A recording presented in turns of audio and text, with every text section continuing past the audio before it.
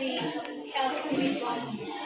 So kapag literate na tayo sa media, mas madali na natin, mas madali na tayo maka-create ng, maka-create ng media.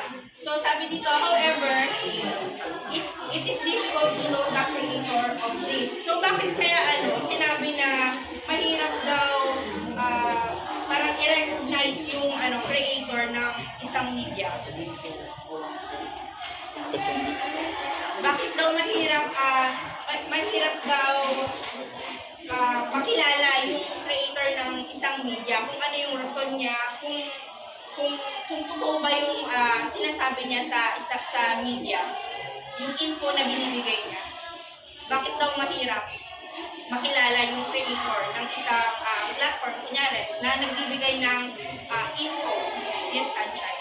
Diba, for example na lang din is yung sa Wikipedia. Diba, may mga misinformation na pinapalitan doon, kaya Yes, tama. Kasi diba, kaya nga sabi ni Sunshine kanina, kailangan i-analyze natin yung mga info na nababasa natin or nakikita natin sa media. So, merong anim na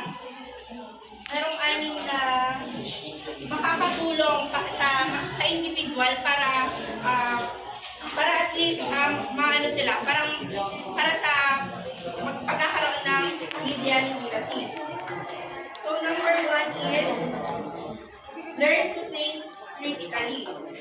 When people evaluate media, we decide if the message makes sense, including the key ideas before making opinions on the information that they get from it. Siyempre, pagka meron ka ritong critical thinking, siyempre, tulad na sabi ni Sunshine kanina, kaya mo nang i-analyze, kaya mo nang i-assess, and kaya mo nang i-evaluate yung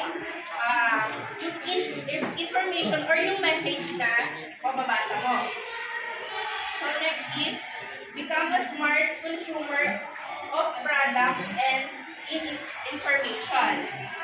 Media literacy helps individuals learn how to determine whether something is credible, especially the advertising before they can be proceeded with